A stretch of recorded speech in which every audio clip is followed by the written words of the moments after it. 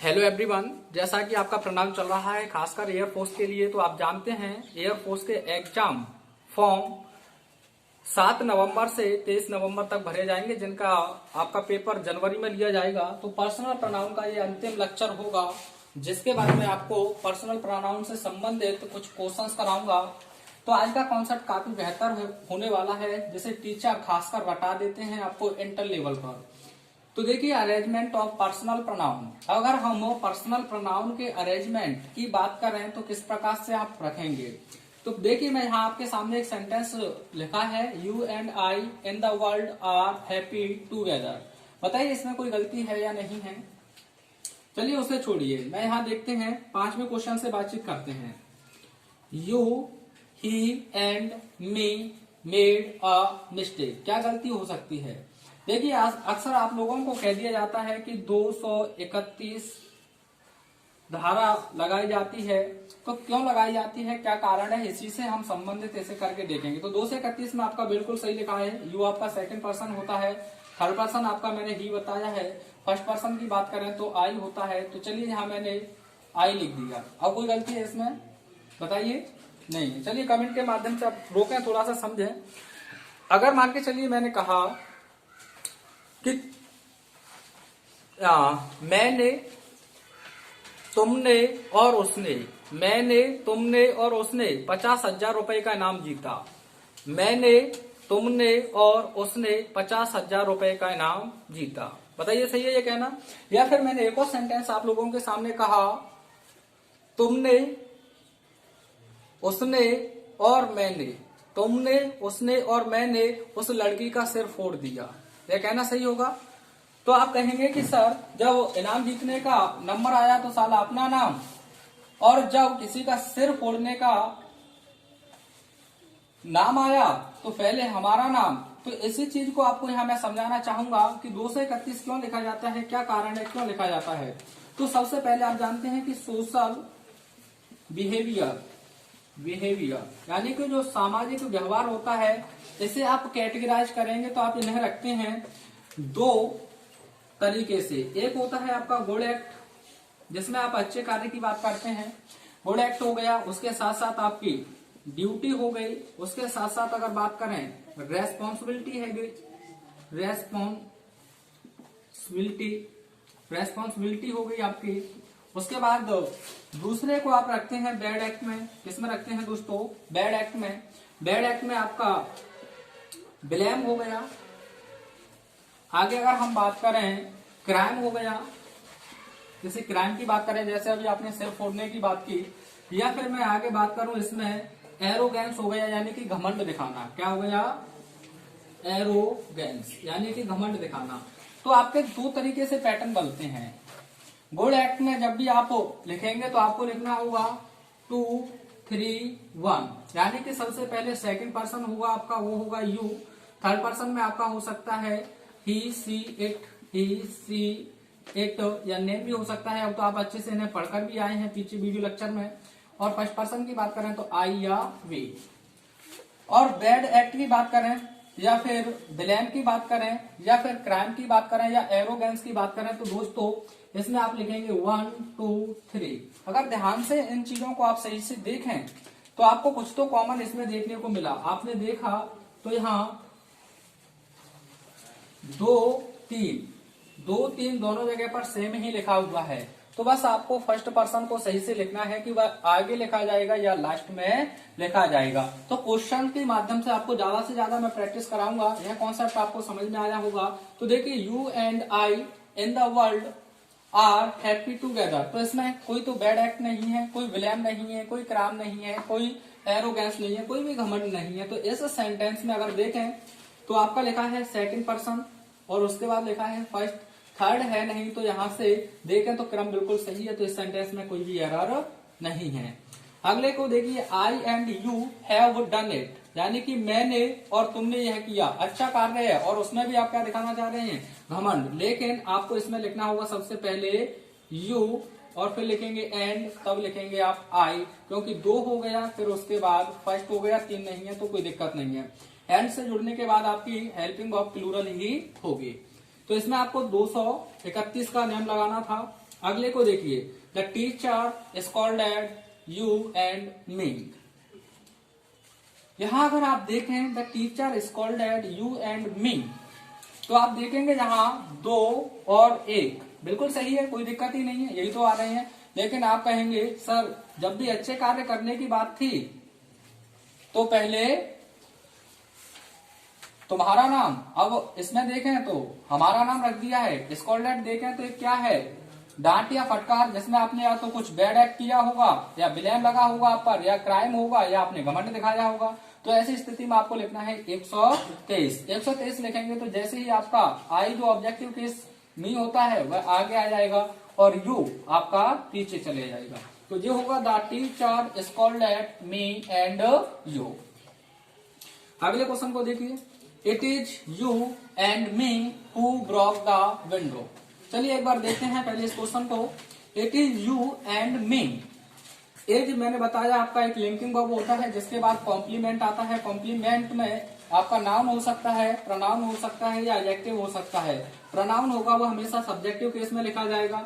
दूसरा कॉन्सेप्ट मैंने आपको बताया कि एक अपने आप में एक डमी सब्जेक्ट होता है जो इंट्रोड्यूस करता है रियल सब्जेक्ट को। किसे इंट्रोड्यूस करता है, रियल सब्जेक्ट को। तो रियल सब्जेक्ट को करेंगे तो यहाँ पे यू सब्जेक्टिव केस में बिल्कुल सही है, लेकिन एंड से जब आपका सब्जेक्टिव केस जुड़ा है तो बाद में भी क्या होना चाहिए आपका सब्जेक्टिव केस। तो आपने यहाँ मी की जगह पर पहले तो लिखना होगा आई। क्या लिखना होगा, आई। और आगे क्वेश्चन को पढ़ते हैं, हु ब्रोक द विंडो, जिसने खिड़की तोड़ी।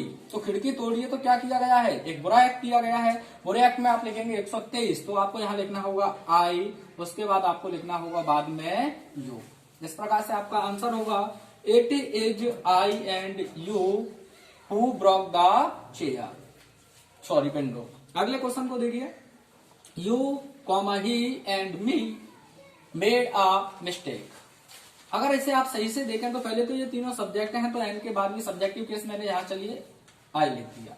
अब ये सही है नहीं फ्रेंड्स, आपने मेड अ मिस्टेक की है तो इसमें क्या किया होगा, आपने कोई बुरा एक्ट किया होगा। जब मेड अ मिस्टेक की बात कर रहा है तो बैड एक्ट है, तो आपको लिखना होगा 1 2 3। तो आप पहले 1 में लिखेंगे तो आई आएगा, फिर उसके बाद यू होगा, फिर एंड लगाकर आप लिखेंगे ही। क्या लिखेंगे, एंड ही। उसके बाद मेड अ मिस्टेक। इस प्रकार से आप इन आंसर्स को तैयार कर सकते हैं। चलिए तो दोस्तों कुछ क्वेश्चंस लिए हैं जिनके माध्यम से आपके बेहतरीन कॉन्सेप्ट्स को यहाँ से तैयार करेंगे। बिल्डअप होगा आपका नॉलेज अच्छा। पर्सनल प्रोनाउन के अभी तक 5 या 6 कॉन्सेप्ट आपने पढ़े हैं टॉपिक वाइज।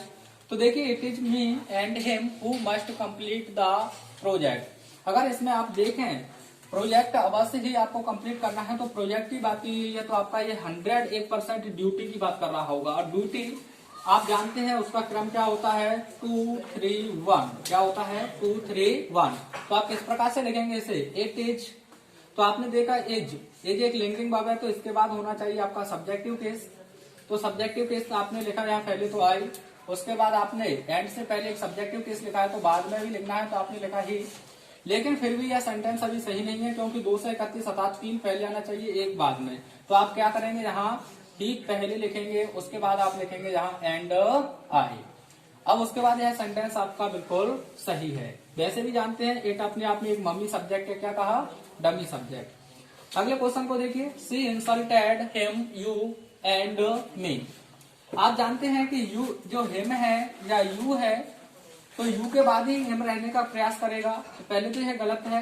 इंसल्टेड क्या हुआ है, इसमें बैड एक्ट की होगी या आपने क्राइम किया होगा या ब्लेम लगा होगा। तो इसमें आपको लिखना होगा 1 2 3। 1 2 3 लिखेंगे तो सबसे पहले आई का ऑब्जेक्टिव केस आपको यहाँ लिखना है, होगा मी। उसके बाद 2 होगा आपका, बिल्कुल सही है। लास्ट में आप लिख देंगे हिम।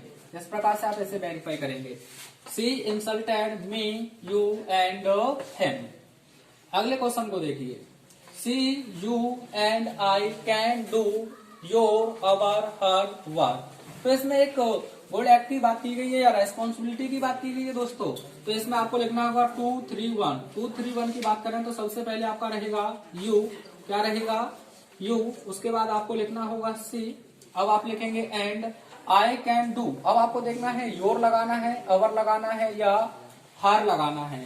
तो देखिए, जब आपको कॉन्सेप्ट क्या तैयार होता है आपका, जब आपका फर्स्ट पर्सन में से या तो आई, वी और उसके साथ या तो यू दिया हो, या थर्ड पर्सन में से ही, सी, या किसी का नेम, इट या दे दिया हो।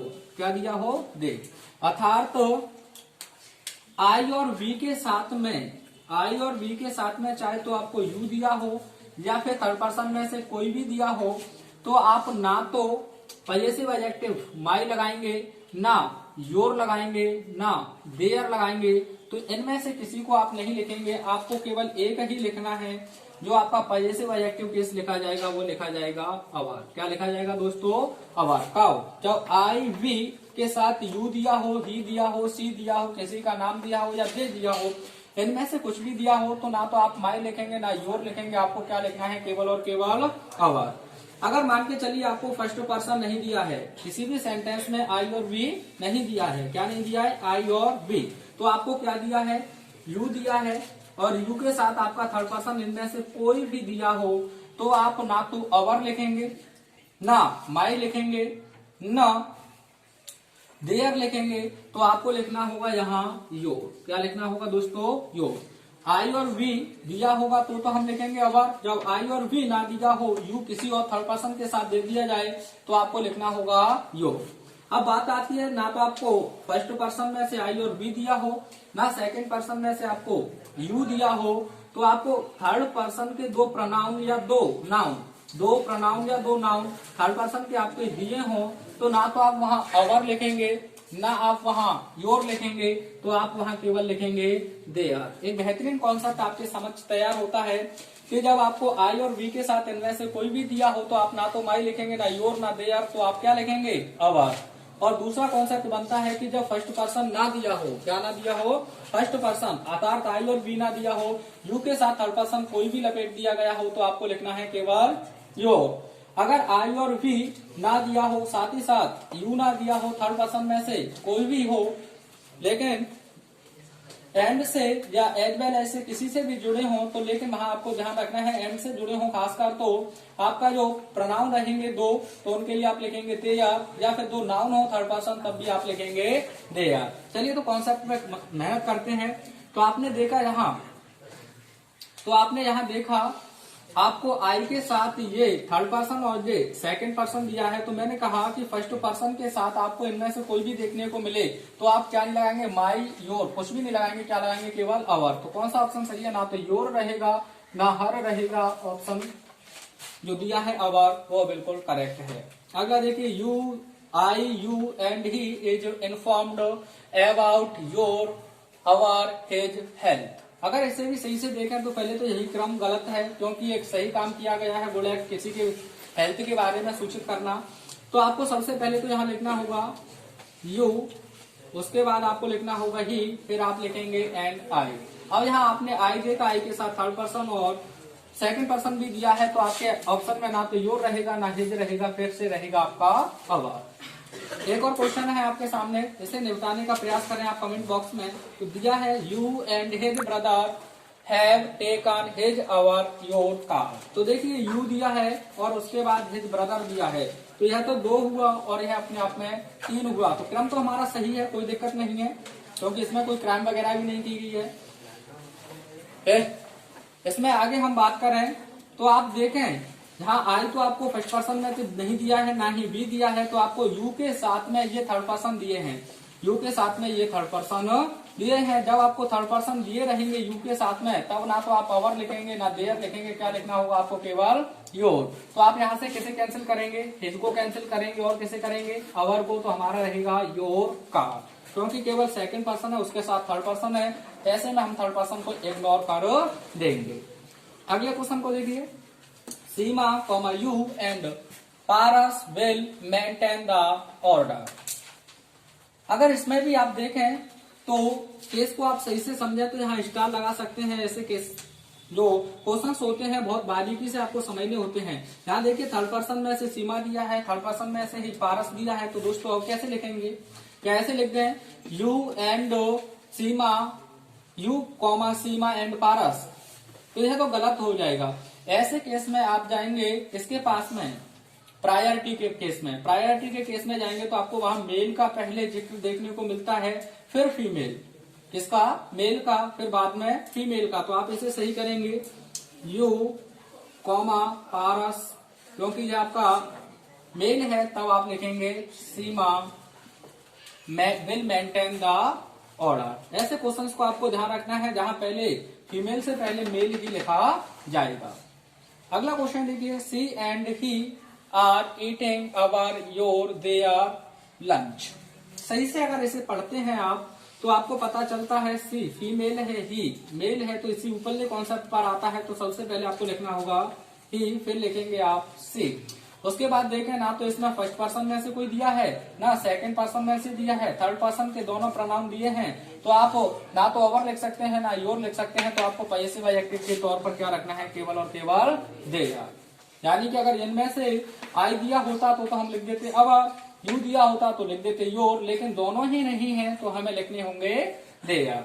अंतिम क्वेश्चन को बड़ी बारीकी से देखिए, you and I have done my work. अगर देखें दोस्तों तो क्रम तो बिल्कुल सही लिखा है, कोई दिक्कत भी नहीं है, कार्य करने की बात कर रहा है, एक रेस्पॉन्सिबिलिटी या ड्यूटी की बात कर रहा है। तो अगर हम इसमें देखें तो माई गलत दे दिया है, क्यों, फर्स्ट पर्सन अगर आपको दिया है उसके साथ यू ही सी एक में से कोई भी दिया है, तो हम ऐसे केस में माई योर ना लिखकर ना देयर लिखकर केवल और केवल ऑप्शन के पास जाएंगे अवर। तो इस प्रकार से आप इसका आंसर सेट कर सकते हैं। अगर आपको यहाँ तक किसी भी क्वेश्चन में कोई परेशानी है तो आप कमेंट में हमें बता सकते हैं, रिप्लाई बहुत जल्द आपको देने का प्रयास रहता है। Till take care, have fun, thanks for watching.